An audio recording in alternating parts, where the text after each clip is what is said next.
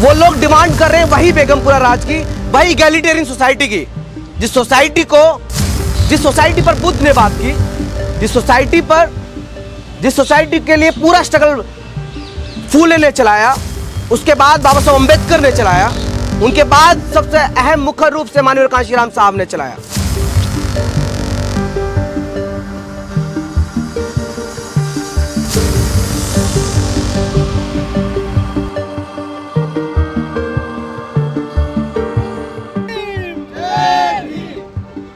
देश भर के काफ़ी सारे स्टूडेंट का सपना होता है कि वो दिल्ली में आके दिल्ली विश्वविद्यालय में पढ़े।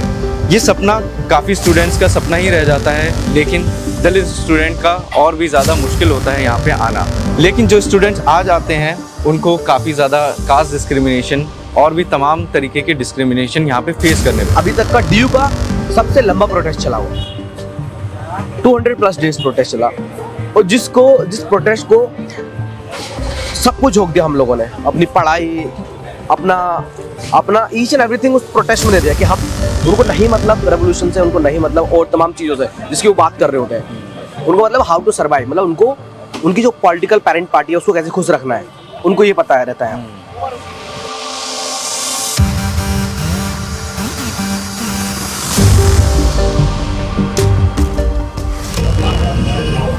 स्पेशली रिकमेंड करूंगा डी स्टूडेंट्स जो नए स्टूडेंट्स आते हैं इस कैंपस में, सुदामा टी स्टॉल का नाम सुन के आते हैं। मतलब मैं तो पिछले 6 साल से इस कैंपस में हूँ, दिस इज माई सेकंड चाय, और दोनों बार मेरा एक्सपीरियंस बहुत बेकार रहा है, सॉरी। ये दिखा दो, यहाँ के लोग एकदम, यहाँ के इलेक्शन को एकदम पूरा फीडर लोड लड़ रहे होते हैं। फीडर लोड जो हरियाणा एनसीआर के जो लोग हैं स्टूडेंट्स, उन्हीं को टिकट देती है ना एबीपी और एनएसयूआई, इवन लेफ्ट भी वो दिखाते नहीं, वो अलग बात है। उसको उस पॉलिटिक्स को मनी मसल्स पॉलिटिक्स बोल देते हैं, लेकिन हम बोलते हैं वो बहुत ही ब्राह्मणिकल कास्टिस्ट पॉलिटिक्स है जो ये बोल रहे हैं। मर्दाबाद बिरयानी बेस्ट, मतलब आई डोंट नो, लोगों को पसंद नहीं आती, बट वो बहुत बेस्ट, मुझे काफ़ी पसंद है। हाँ, जो मर्दाबादी बिरयानी फेमस है दिल्ली में, वो हमारे यहाँ से। मैंने आपको देखा है। मैं आशुतोष हूँ, अम्बेडकर स्टूडेंट एसोसिएशन से। देखा? अरे हाथ मिलाओ यार तुम। हाय।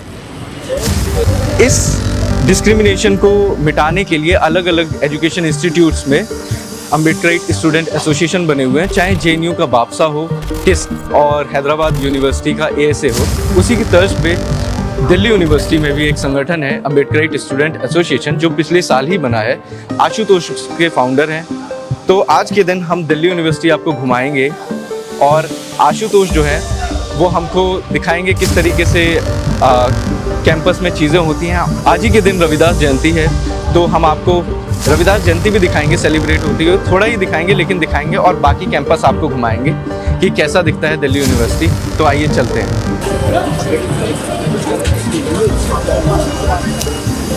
हेलो आशुतोष, तो आज पहले ये लगा लेते हैं। Okay wait. हाँ, तो ये है आशुतोष, इनकी दिनचर्या आज हम आपको दिखाने वाले हैं। कैसे हो? पहले कहाँ घुमाने वाले हो हमको? अभी हम लोग आर्ट्स फैकल्टी चलेंगे। पहले ये दिखा दो, विश्वविद्यालय दिल्ली यूनिवर्सिटी में जितने स्टूडेंट्स पढ़ते हैं और जो बाहर रहते हैं कैंपस से, वो इसी मेट्रो से विश्वविद्यालय में आते हैं। मतलब नॉर्थ कैंपस में जिसको आना होता है वो विश्वविद्यालय मेट्रो स्टेशन से आते हैं। फर्स्ट दिखाओ उसको। तो हमने भी यहीं से एग्जिट किया है।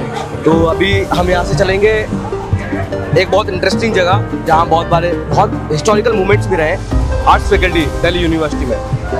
इसमें इसको बोला जाता है कि ये जंतर मंतर है। जिस तरीके से दिल्ली का जंतर मंतर का एरिया है, ऐसे ये दिल्ली यूनिवर्सिटी का जंतर मंतर है, आर्ट्स फैकल्टी, गेट नंबर 4। तो वहीं चलेंगे, चलो चलते हैं, क्योंकि शोर होने लग गया है, तो निकलते हैं जल्दी।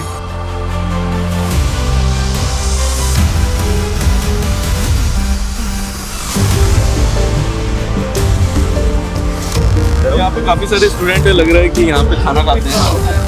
ये अभी मतलब इतना यहाँ हो चुके हैं, दुकान वगैरह खुल चुकी हैं। बहुत पहले से नहीं था, पहले नहीं था, पहले नहीं था, भी आता था तो ऐसा सीन नहीं था। ये आई थिंक अभी 5-6 महीने पहले ही इतना डेवलप हुआ है ये एरिया। तो विश्वविद्यालय सबसे ज़्यादा स्टूडेंट्स यहाँ रहते हैं, सबसे ज़्यादा लोग खासकर स्टूडेंट्स यहाँ से विश्वविद्यालय मेट्रो से ट्रैवल करते हैं दिल्ली यूनिवर्सिटी आने के और दिल्ली यूनिवर्सिटी जाने के बाद घर जाने के लिए। तो एक मेन हब है ये स्टूडेंट्स का, जहाँ सबसे ज़्यादा लोग आते हैं। अभी चलते हैं जहाँ। और कौन कौन सी जगह घुमाने वाले हो? अभी अभी हम चलेंगे यहाँ से। ओके, अभी मैं तुमको नॉर्थ कैंपस घुमाऊंगा। सबसे पहले जैसे यहाँ से हम आर्ट्स फैकल्टी चलने वाले हैं, लेकिन उससे पहले बता दूँ मेट्रो सिटी के अगल बगल में 3-4 कॉलेज, मतलब नॉर्थ कैंपस के अंदर बहुत सारे कॉलेज आते हैं जो एक साथ मिले हुए हैं। जैसे यहाँ से उधर जाओगे तो मिरांडा हाउस और खालसा कॉलेज एकदम पास में पड़ेगा।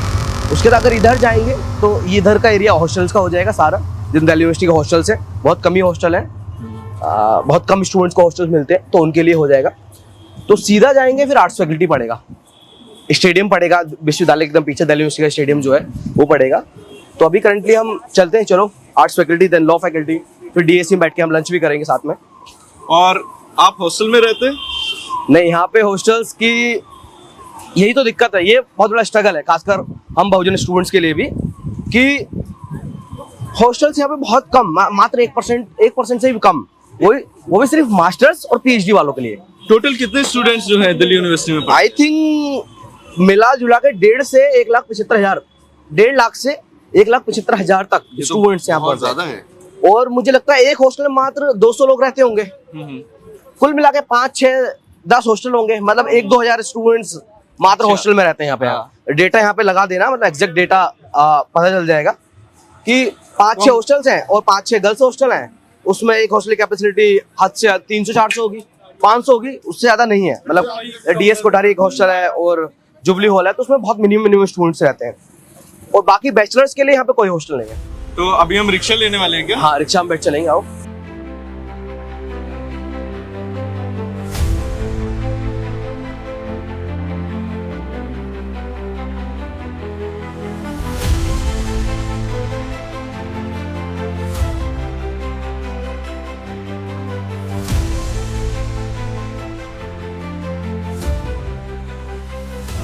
तो आशुतोष, ये एएसए कब बनाया आपने?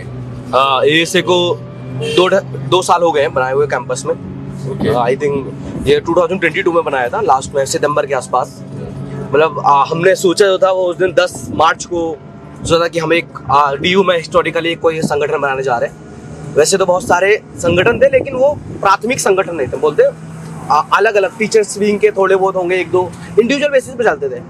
लेकिन पूरी तरीके से एक दिल्ली यूनिवर्सिटी में हर तरीके से एक अपनी आवाज़ को असर्ट करना, अपनी आवाज़ को बुलंद करना, वो किसी भी माध्यम से हो सकता है। वो फुल फ्लेज जो एक संगठन बना वो एएसए बना। तो 2022 में हमने स्टार्ट किया था इसको, 10 मार्च को सोचा था, उसको हम फाउंडिंग डे भी मनाते हैं अपने एएसए का। और इसका एक पूरी कमेटी जो बनी थी वो 23 सितंबर को बनी थी। उसके बाद इतना प्रोसेस चला, पूरा एक डिबेट का, एक डिस्कशन, क्यों बनाना चाहिए, क्यों ज़रूरी क्यों है कि 100 साल के अंदर इस कैंपस में अभी तक कोई हमारा ऐसे कोई संगठन नहीं बना। लोग थोड़े बहुत संख्या में काम कर रहे थे, लेकिन इतना इस लेवल पे नहीं कर रहे थे कि हमको इस कैंपस की हर नीति में, हर उसमें अपनी हिस्सेदारी चाहिए। हॉस्टल्स का रिजर्वेशन का मुद्दा हो, या फिर कैंपस में हमारे किसी स्टूडेंट्स के अगेंस्ट में कुछ भी लगातार जिस तरीके से होता रहता है, उसके खिलाफ एक आवाज बुलंद करनी हो। और क्या क्या मुद्दे हैं इसके बारे में हम अच्छे से डिटेल में बात करेंगे। अभी बात करेंगे, बताएंगे। एएसए का इंटरेस्टिंग कहानी है, हाँ, उस पर हम डिटेल में बात करेंगे। और अभी टाइम 2 बजने वाले हैं, तो खाने का भी टाइम हो रहा है, लंच का। तो लंच के लिए अभी हम किधर चल रहे हैं? हम डीएससी चले या आर्ट्स फैकल्टी, तुम बताओ। आप बताइए, आप डीएससी कहाँ अच्छा खाना मिलता है? दिल्ली स्कूल ऑफ इकोनॉमिक्स चल रहे हैं, वहाँ एक अच्छा क्राउड भी बैठा रहता है। वहाँ डीएससी को बोला जाता है mini JNU of Delhi university. अच्छा, तो इंटेलेक्चुअल, हाँ, इंटेलेक्चुअल स्पेस है थोड़ा। था अभी तक, अब तो कुछ नहीं बचा। डीयू में कोई भी इंटेलेक्चुअल स्पेस अब बचा ही नहीं है। क्यों, क्या रीजन है इसका? अभी रीजन दिखाता हूँ मैं। आप इधर दिखाइएगा ना थोड़ी देर बाद, अभी आर्ट्स फैकल्टी के अंदर, तो देखिए एक मदारी प्रोग्राम चल रहा है। मदारी इस प्रोग्राम का नाम है। आई डोंट नो क्यों वो लोग चलाते हैं हर साल एक बार। पिछले साल से शुरू किया है एबीपी के लोगों ने और वाइस चांसलर के मदारी बंदर जोड़, आई थिंक सो। मतलब अब उनको पता होगा उन्होंने क्या किस तरीके डिफाइन किया है उन्होंने। लेकिन देखो अब यहाँ पे इंटेलेक्चुअल स्पेस कैसा होगा, अब देखो। अच्छा, ये झंडे लगे हुए हैं अभी देखो, और यहाँ पे वाइस चांसलर के एकदम, अभी ले चलूंगा, अंदर ही ले चलूंगा, लेकिन भैया डीएससी ले लो, डीएससी। ये देखो पूरा एकदम, अभी अंदर चलेंगे हम लोग, चलेंगे। काफी बड़ा मंडप सा लगा हुआ है एकदम।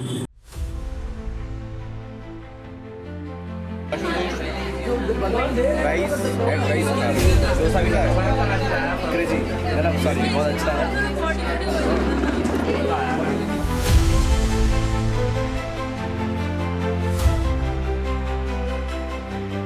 हम कहाँ जा रहे हैं? अभी नॉर्थ कैंपस की ज्यादा फेमस चाय सुदामा चाय, वो सुदामा, तो यही है वो? ये सुदामा चाय जो मुझे बिल्कुल पसंद नहीं है, sorry to say that. Overrated है क्या? वो बहुत ओवररेटेड है, बट चलो तुमको दिखा देते हैं। तो वो वीडियो यहीं के आते हैं जहाँ बस हाँ। से लोग उतर के ड्राइवर जो है बस रोक के चाय पी पीते रहे हैं। हैं फिर जा रहे हैं।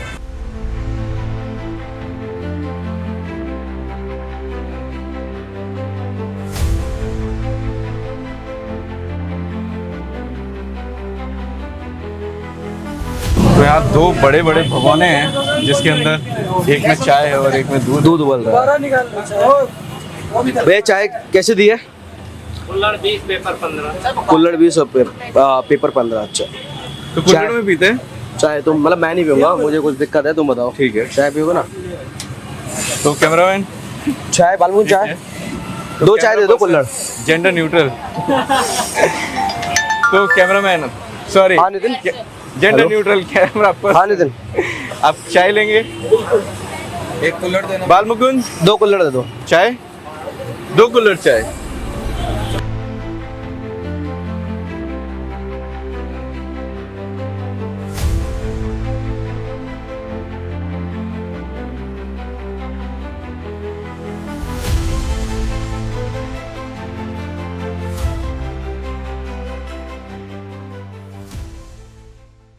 एक कुल्हड़ 15 मिनट बस। ओके, तो ये चाय है। जैसे सुदामा चाय। सिप करोगे? चलो मैं अगर चीयर्स। टेस्ट बताते हैं कैसा है। ओके मूव, अभी दे रहे भैया पैसे। चलो ये दोबारा कर लेते हैं। चीयर्स। Cheers। सिप करते हैं, देखते हैं देखते कैसा क्या। है। ठीक है, मीठा मीठा है और मीठा तो हो गई।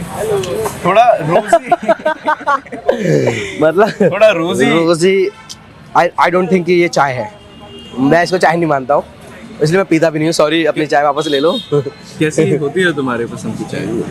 चाय यार वो चाय ज़्यादा तेज थोड़ी चाय की पत्ती हो, कम मीठा हो, दूध ज़्यादा हो, ये चाय का जो बचपन से घर में पिए।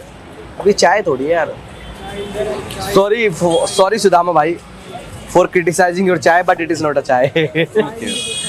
आपका दिल्ली यूनिवर्सिटी आने का सपना कहाँ से शुरू हुआ?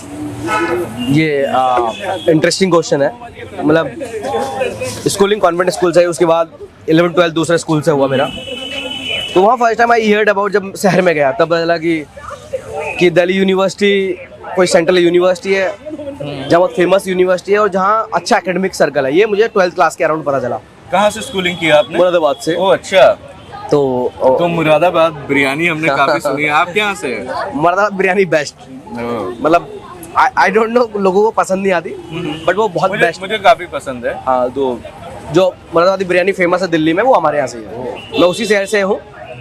तो स्कूलिंग वहाँ से होने के बाद तब मेरे टाइम पे यहाँ पे कट ऑफ चलती थी, मतलब CUT नहीं था कि जितना 12th में तुम परसेंटेज के अकॉर्डिंग यहाँ एडमिशन होता था। तो यहाँ की कट ऑफ तो काफी हाई जाती थी, 99। उस वक्त 80 से अब थी, 80 से 95 तक ये था। मतलब आई थिंक 2019-20 में बिफोर कोविड।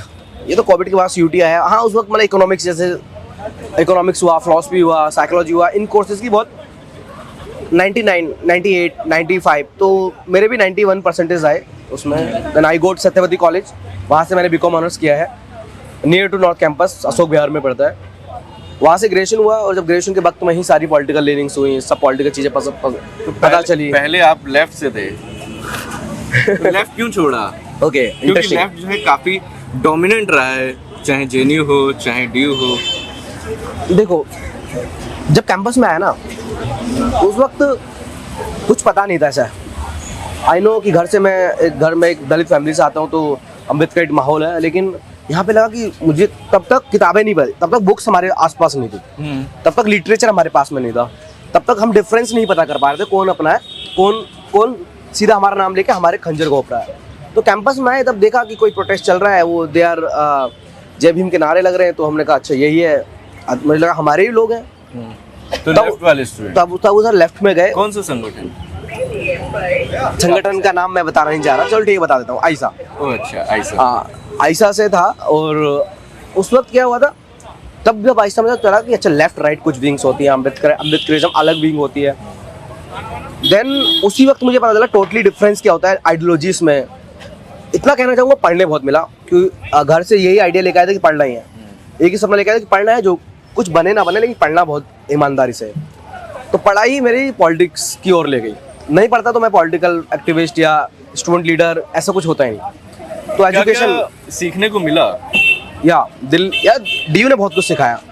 ड्यू नहीं, मतलब संगठन, जो लेफ्ट के संगठन है मुझे लगता है ओवरऑल डीयू ने मुझे बहुत कुछ सिखाया। बताता क्योंकि हूँ, देखने को मिलता है कि स्टूडेंट जब आते हैं दिल्ली यूनिवर्सिटी, और मेरे भी काफ़ी साथी जो नए नए आए दिल्ली यूनिवर्सिटी में, वो लेफ्ट की तरफ चले गए। तो क्या अट्रैक्ट करता है लेफ्ट और क्या देता है उनको? देखो अट्रैक्शन कुछ नहीं होता, क्योंकि हम एक ऐसे ऑपरेस्ट बैकग्राउंड से आते हैं और यहाँ पे बिल्कुल नया कुछ देख रहे होते हैं। तो यहाँ पे दो चीज़ें हैं, या तो तुम सीख लो या तुम दूसरी साइड चले जाओ जहाँ कुछ सीखो मत। तो लोग जो थोड़ा बहुत सीखना चाहते हैं वो उसमें चला जाता है, अच्छा कुछ तो हमारी बातें हो रही हैं, नहीं पता तो जाने के बाद पता चलता है अच्छा they are this type of person, they are this type of organisation. वहाँ जाने के बाद हमको सच्चाई पता चलती है कि in the name of Ambedkar और दलित और बहुजन वो अपनी ही पॉलिटिक्स कर रहे हैं।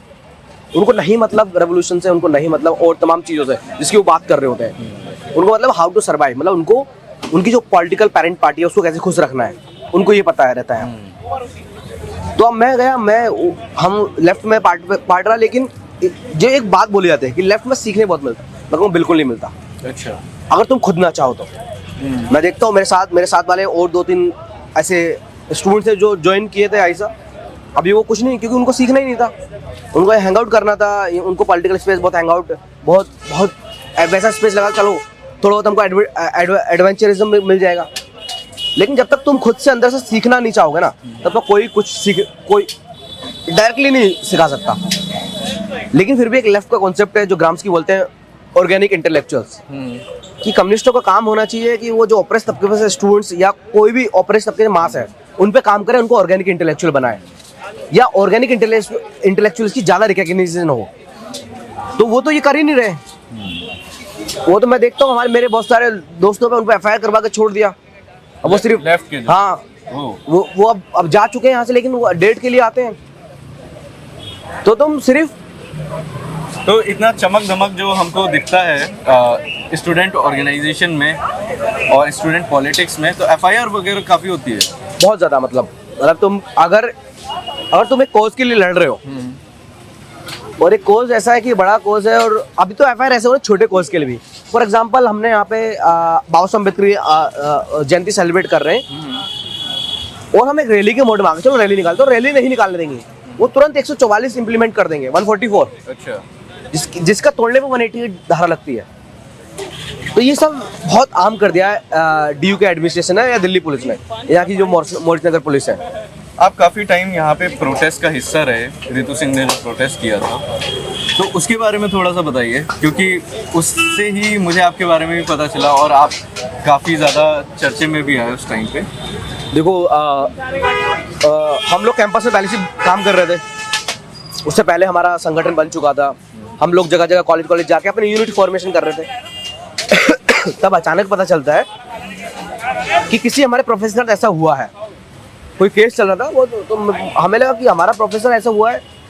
तो इनकी कॉल आती है पहले दिन, एक दिन कैंपस में आने की, हम लोग इस तारीख से प्रोटेस्ट शुरू कर रहे हैं, जस्ट फॉरगेट, सितंबर का महीना था कुछ उस डेट को। एक DU के प्रोफेसर ने मुझे पोस्टर भेजा, ठीक है हम लोग साथ देने तैयार है।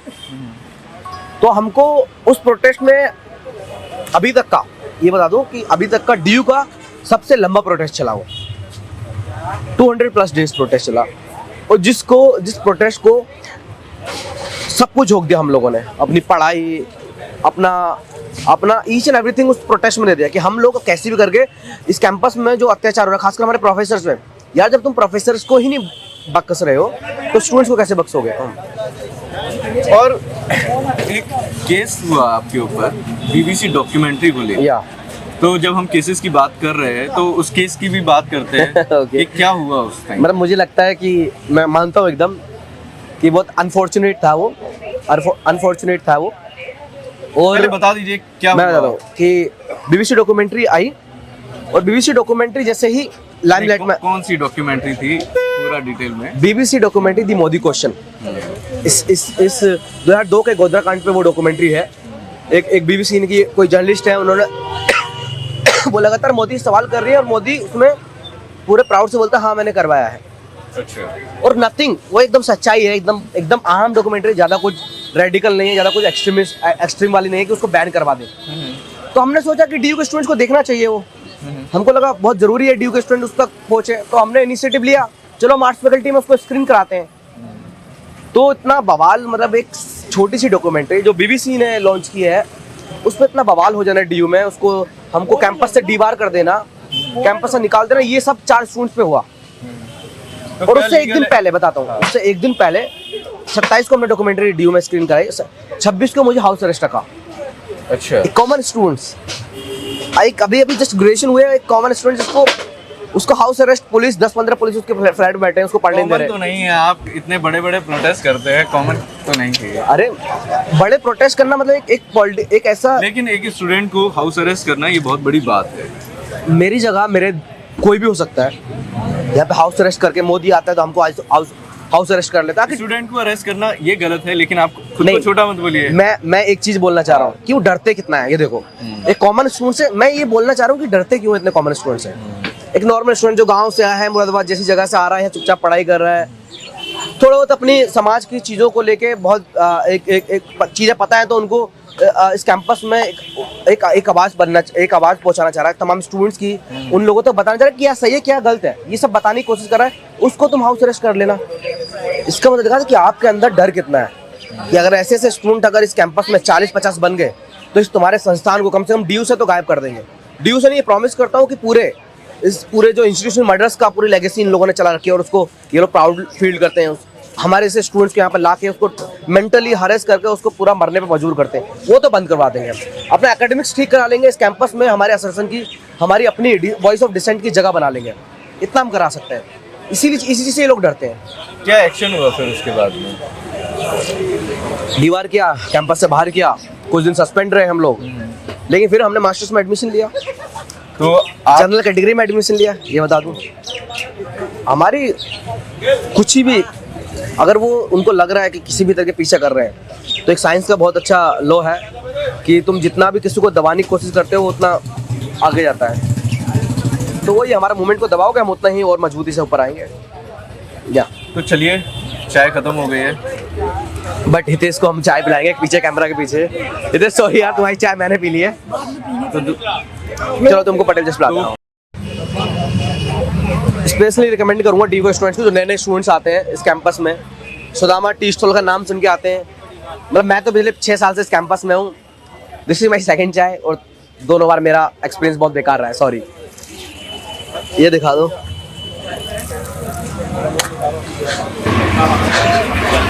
भाई तुम पियो, सॉरी। कैसी लग रही है चाय? बढ़िया। कौन से कॉलेज में हो? ब्रैक से आए हो?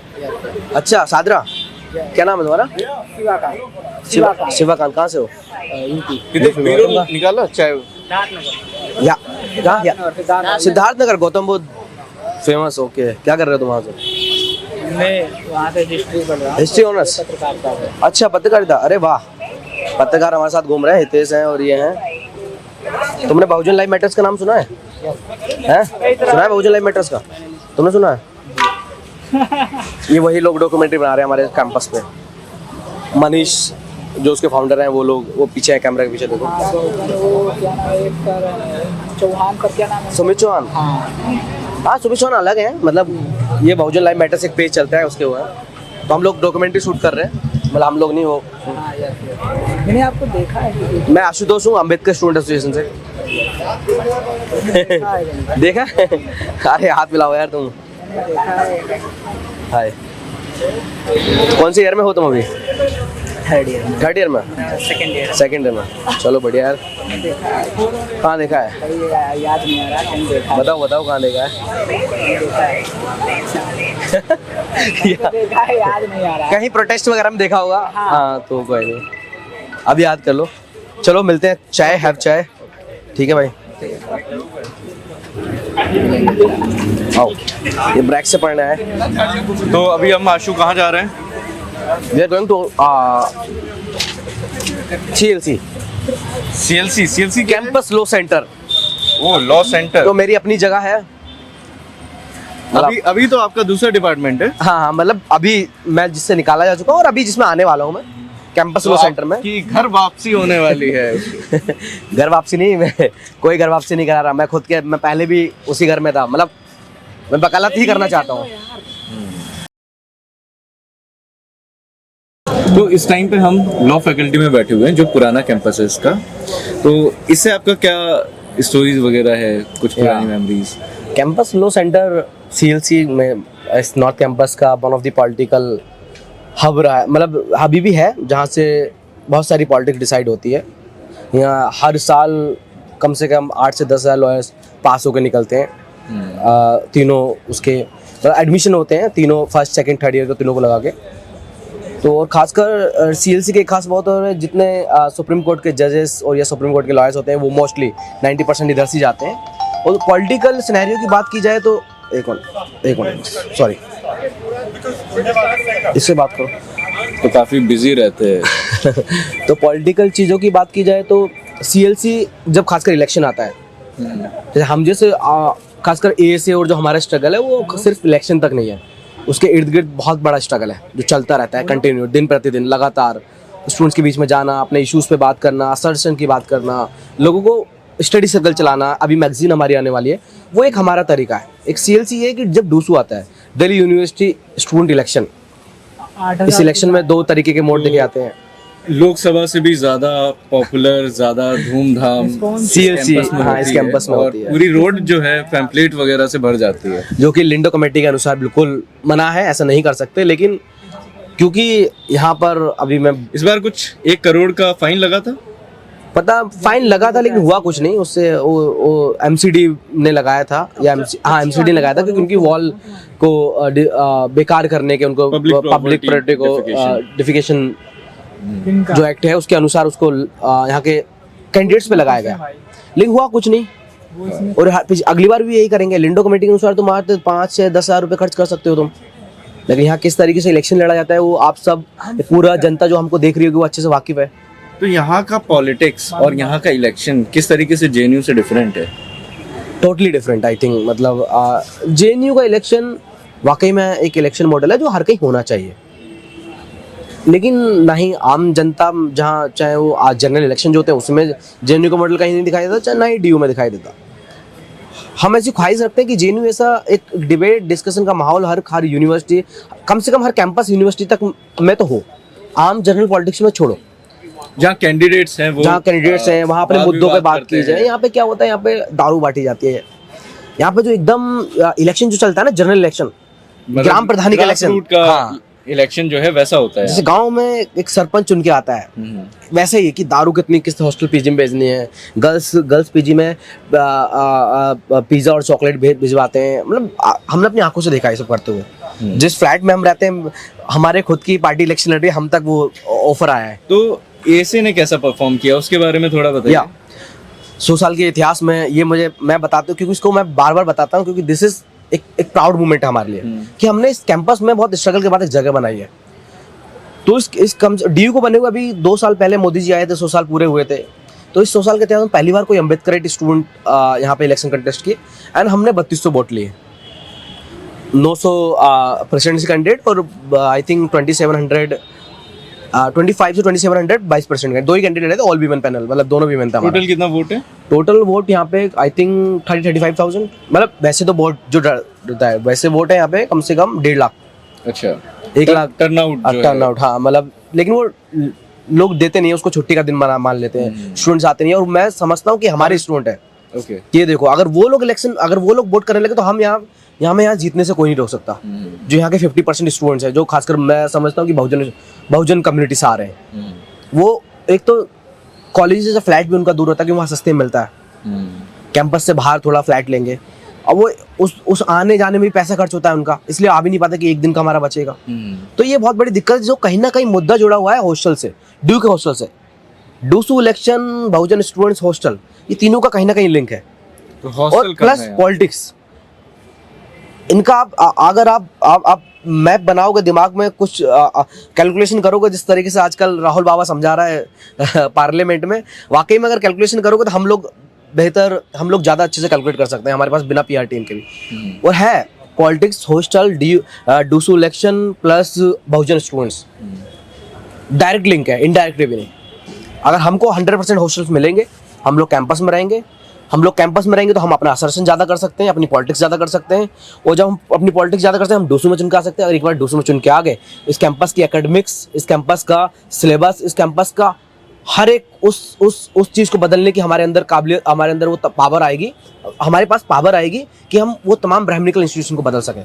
लगातार लोगों का इंस्टीट्यूशन मर्डर हो रहा है तमाम पब्लिक यूनिवर्सिटीज़ में, IIT से लेके JNU से लेके DU से लेके SU तक। तो कास्टिज्म की कैसी हकीकत है, क्या हकीकत है यहाँ DU में? फॉर एग्जाम्पल हम यहाँ बैठे हैं अभी एकदम आम उसमें बैठे हैं, कोई एक तुम्हारे दोस्त आएगा, CUT में कितने नंबर आया, तुम तो रिजर्वेशन से आए हो।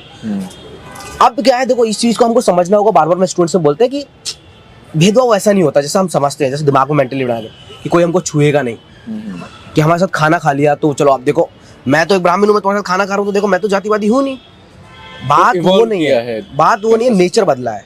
इफ यू आर बार बार तुम अपने फ्रेंड सर्कल में रिजर्वेशन के नाम पे उनको टॉन्ट मार रहे हो, हंसी मजाक के नाम पे उस रिजर्वेशन को मजाक बना दिया है, या फिर तुम्हारे जब तुम्हारा आई जस्ट फॉरगेटिंग सॉरी, तुम्हारा जब तो किसको प्रेफरेंस देना है सबसे ज्यादा, उस प्रेफरेंस में तुम अपने ही जाति के लोग रख रहे हो। अब CLC वाले, अब यहाँ पर हम बैठे हैं, यहाँ पर सबसे ज्यादा जात के हिसाब से पॉलिटिक्स होती है। इस कैंपस में जात के नाम पे सबसे ज्यादा पॉलिटिक्स होती है। मैं बताता हूँ, जाट गुजर, हमेशा DU के हिस्ट्री में 2 ही लोग प्रेसिडेंट बनते हैं, यहाँ के वाइस प्रेसिडेंट बनते हैं, जाट या गुजर, 2 ही कम्युनिटी में से।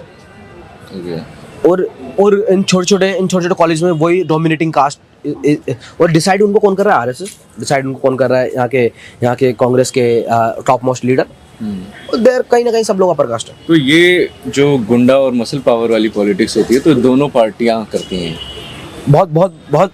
तो हमको तमाम गाड़ियां भी दिखती हैं, ये कहाँ से आती हैं इलेक्शन के टाइम पे? ये यहाँ के लोग एकदम, यहाँ के इलेक्शन पे एकदम पूरा फ्यूडल लोड लड़ रहे होते हैं। फ्यूडल लोड जो हरियाणा NCR के जो लोग हैं, स्टूडेंट्स, उन्हीं को टिकट देती है ना ABP और NSUI, इवन लेफ्ट भी। वो लोग दिखाते नहीं, वो अलग बात है, उसको उस पॉलिटिक्स को मनी मसल्स पॉलिटिक्स बोल देते हैं, लेकिन हम बोलते हैं वो बहुत ही ब्राह्मणिकल कास्टिस्ट पॉलिटिक्स है जो ये बोल रहे हैं। अब देखो, NSUI and the ABP are saying that this is a general politics, हम लोग पॉलिटिक्स ऐसी करेंगे, while left is saying that this is a money और muscles power politics. Same time हम बोल रहे हैं नहीं, this is not a money muscles, this is not a general politics, this is a casteist, this is a brahmanical politics, जो कहीं ना कहीं तुम्हारी जात से निकल रही है। वो पैसा, वो मनी मसल्स, वो तुम्हारा जर्नलाइजेशन, नॉर्मलाइजेशन, वो कहीं ना कहीं तुम्हारी जात से आ रहा है। तो क्या रीजन है इतना पैसा फूकने का यहाँ पे? और ये बात तो मैं भी नहीं समझता कि क्यों करते हैं इतना लोग। यहाँ के जो प्रेसिडेंट बन जाता है वो इतना बड़ा नेता भी नहीं बन पाता, इतना बड़ा कोई बदलाव कैंपस में नहीं ला पाता, कोई आम MP MLA तक नहीं बन पाता। ये मैं आज तक, मैं पिछले 6-7 साल से इस कैंपस में हूँ, 6 साल तो हो गए, मैं ये बात नहीं समझ पाया कि इन लोगों को इतना पैसा खर्च करने में मिलता क्या। बस 1 साल के लिए यहाँ पे डूसू ऑफिस, वहाँ पे पूरे दिन अपने बहुत सारे बाहर के लोगों को बिठा के रखते हैं, यही होता है बस। क्योंकि JNU के जो प्रेसिडेंट होते हैं वो हमने देखा है कि लोकसभा में भी जाते हैं, राज्यसभा में भी जाते हैं, CPI से, CPI, CPIML, CPIM। तो आपका उससे भी काफ़ी जुड़ाव रहा है, जैसा कि हमने अभी बात किया। मैं एक बात बार बार बोलना चाहूँगा, I love Marx, I love Mao. मैं ऐसे फिलोसफर की तरह इनको पढ़ क्यों नहीं सकता? मैं क्यों नहीं पढ़ सकता? मुझे अच्छे लगते हैं वो लोग, लेकिन जब इंडियन कंटेक्स्ट में उनको अप्लाई करने की बात आती है तो मैं कहीं ना कहीं बोलता हूँ कि तुम यहाँ पे फेल हुए हो, यहाँ पे अब हमको संभालने दो, जो बाबा साहब अम्बेडकर ने किया। बाबा Saheb Ambedkar always saying that. आप खुद को किसके करीब पाते हैं? ऑब्वियसली यार, बाबा साहब अम्बेडकर करीब क्या, विदाउट अम्बेडकर मैं नहीं हूँ, विदाउट कांशीराम मैं नहीं हूँ, I am zero, I am nothing. This is the reality of Bahujan students in this campus, this is the reality of each and every women और जेंडर ऑप्रेस जो लोग जो स्टूडेंट्स हैं उनकी रियलिटी। बिफोर सावित्रीबाई फुले नहीं था यहाँ पे गर्ल्स एजुकेशन या वीमेन एजुकेशन में कोई एम्पावरमेंट। बिफोर अम्बेडकर यहाँ पे किसी भी इतने लार्ज लेवल पे कोई दलित पब्लिक यूनिवर्सिटी में नहीं पहुँच पा रहा था। बिफोर कांशीराम साहब कोई भी दलित इतना पॉलिटिकली पार्लियामेंट तक नहीं, अपनी आवाज़ इतनी तरह अम्बेडकर पॉलिटिक्स को असर्ट नहीं कर पा रहा था। तो अभी हम चलते हैं फिर यहाँ से। या। और जो आपका इवेंट है उसका भी टाइम हो रहा है। 4 बजे अभी है टाइम। टाइम कुछ और लिखा हुआ था 3:45 15 मिनट गैप। हाँ मतलब तो जेन्यू में जैसे कि मुझे पता है नहीं नहीं वैसे मैं समझ गया जो तुम बोलना चाह रहे हो। ऐसा किसी किसी चीज में होता है, हर वक्त नहीं होता है। अच्छा, हर मतलब बार नहीं कि होता है। आधे घंटा लेट है और 3 बजे का टाइम है तो 4 बजे शुरू हो रहा है प्रोग्राम, ऐसा नहीं हो रहा। ये स्टूडेंट्स की ना थोड़ी आलसीपन है और ये होता ही है। तो चलिए चलते हैं, ठीक बाकी है बात करते हैं। ओके ऐसे सुनना बस। चाय के लिए today we are gather here to unite for Bahujan Raj या फिर बेगमपुरा राज। मैं अभी जब हम एक साथ सर्कल में बैठे थे तब भी मैं यही बात बोल रहा था कि लेट्स टॉक, बात करते हैं बेगमपुरा राज पर। आखिर the idea of Guru Ravidas महाराज, उनका आइडिया था बेगमपुरा राज।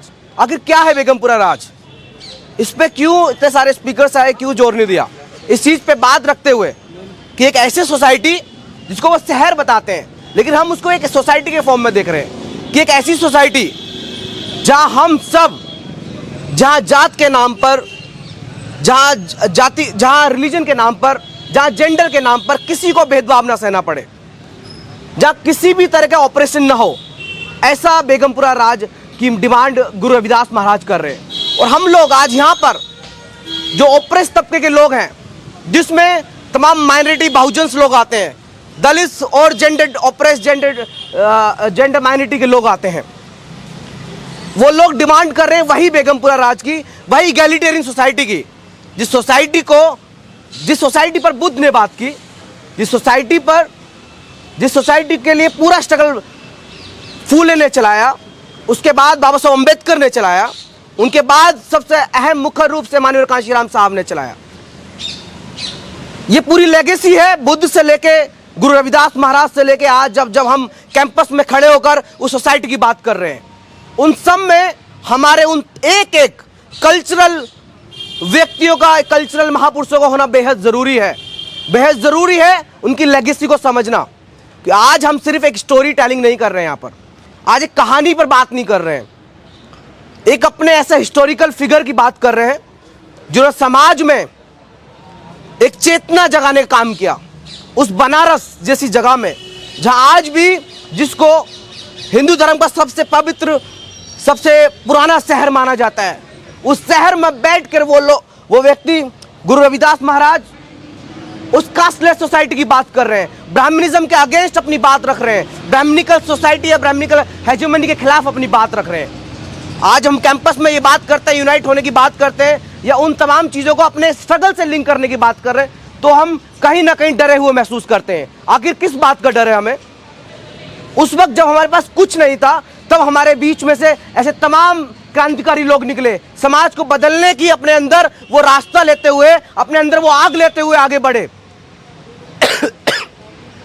As an youth, as an student, campus का डेफिनेशन हमेशा से वही होता है, इस कैंपस में एक ऐसा कल्चर रहे जहां लोग सीखें, दुनियादारी की सबकी बात सीखें, एक डिबेट का, एक डिस्कशन का माहौल बने, जहां समझ सकें कि आखिर गलत क्या है, आखिर गलती कहां हुई, आखिर क्यों सदियों से बार बार, एक बार नहीं, पिछले वैदिक काल से 4000 साल से एक कम्युनिटी के लोगों को चिन्हित कर कर एक जेंडर के लोगों को चिन्हित कर उनको पीछे रखा गया, क्यों? आज वो सब की बात हम आप सबके बीच में करने जा रहे हैं। साथियों, गुरु रविदास महाराज का याद करना मेरे लिए यही है, मेरे लिए उनका स्ट्रगल, मेरे लिए उनकी क्रांतिकारी महत्वाकांक्षा है, उनकी क्रांतिकारी चेतना मेरे लिए बहुत ज़रूरी है, यह हम सब के लिए वो बेहद ज़रूरी है। इसलिए हम बात करेंगे बार बार गुरु रविदास की लेगेसी पे, उनकी अहमियत पे, उनकी ज़रूरत पे, क्यों बार बार हमको ऐसे ऐसे गुरु को मनाना बेहद ज़रूरी है। इस कैंपस में मैंने नहीं, इससे पहले मैं तो कभी गुरु रविदास महाराज की जयंती पर शामिल नहीं हुआ हूँ। आज जब मौका मिल रहा है हमें शामिल होने का, उनकी लेगेसी को आगे बढ़ाने का, तो हम प्राउड करते हैं इस चीज़ को कि हम लोग ये दिन याद करते हुए, रिमेंबर करते हुए उनके स्ट्रगल को अपनी सोसाइटी के बीच में ले जाएंगे। जब यहाँ से पास होकर अपने कहीं जिस फील्ड में काम करेंगे, एज एन वकील, as an philosopher, as an intellectual, as an academician, as an doctor, किसी फील्ड में हम काम करेंगे, उनकी लेगेसी को याद रखेंगे और वहाँ वही कास्टलेस सोसाइटी की बात करेंगे, वही ऑपरेशन फ्री सोसाइटी की बात करेंगे, वहीं हर तरीके के शोषण मुक्त इगैलिटेरियन सोसाइटी की बात करेंगे। साथियों, जय भीम, जय गुरु रविदास। इस रिपोर्ट को देखने के लिए, इस वीडियो को देखने के लिए बहुत बहुत धन्यवाद। और ये इस टाइप का हमारा पहला वीडियो था। आशा करते हैं कि आपको वीडियो पसंद आया होगा और चैनल को सब्सक्राइब करिए। अगर वीडियो अच्छा लगा हो तो लाइक करिए, कमेंट करिए और शेयर भी करिए। Thank you.